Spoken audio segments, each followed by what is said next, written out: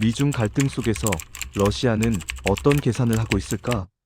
미국과 중국의 갈등은 세계 질서를 놓고 벌어지는 경쟁입니다. 그런데 이 싸움의 한가운데 늘 빠지지 않고 등장하는 나라가 있습니다. 러시아입니다. 러시아는 미국의 동맹도 아니고 중국의 위성국도 아닙니다.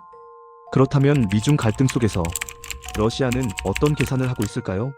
냉전이 끝난 뒤 러시아는 패배한 국가였습니다. 소련은 해체됐고 영토는 줄었으며 경제는 붕괴에 가까웠습니다. 1990년대 러시아의 1인당 GDP는 서유럽 국가들의 몇 분의 1 수준이었습니다. 러시아는 미국 중심의 질서에 편입되길 원했지만 동등한 파트너로 받아들여지지는 않았습니다.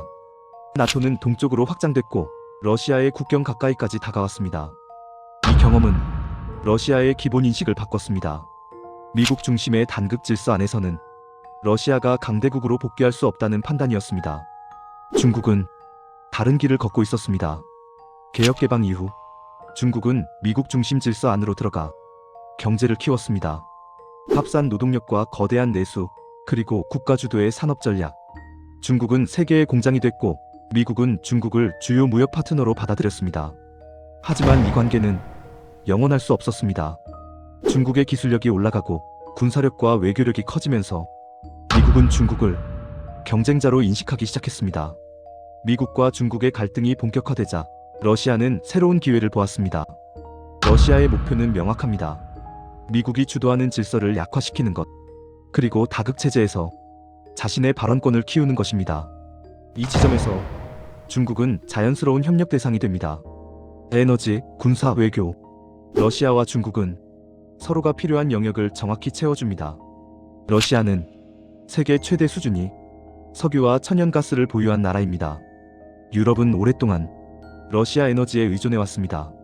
하지만 제재가 시작되면서 러시아는 에너지 수출의 방향을 바꾸기 시작했습니다. 그 대상이 바로 중국입니다.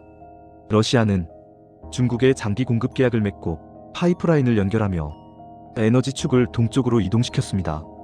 중국은 안정적인 에너지를 확보했고 러시아는 제재 속에서도 외화를 벌 수 있었습니다. 군사 분야에서도 양국의 이해는 맞아떨어집니다.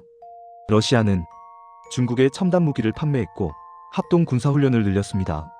이는 미국과 동맹국들에게 분명한 신호였습니다. 러시아와 중국은 군사적으로도 협력할 수 있다는 메시지였습니다. 하지만 여기서 중요한 점이 있습니다. 러시아는 중국의 하위 파트너가 되길 원하지 않습니다.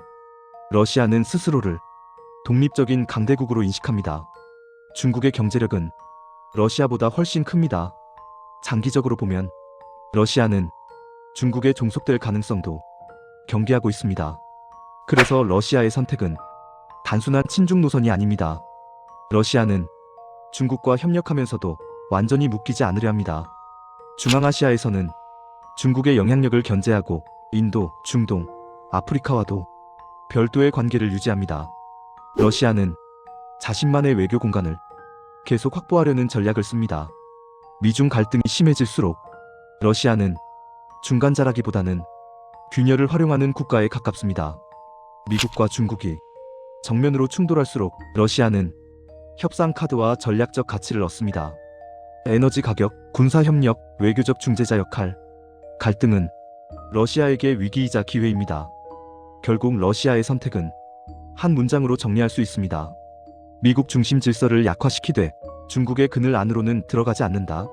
러시아는 미중 갈등을 자신의 복귀 무대로 활용하고 있습니다. 그리고 이 계산은 단기 대응이 아니라 장기 전략에 가깝습니다. 미중 갈등이 끝나지 않는 한 러시아의 선택도 끝나지 않을 것입니다. 이 채널은 사건 뒤의 숨은 구조를 읽습니다.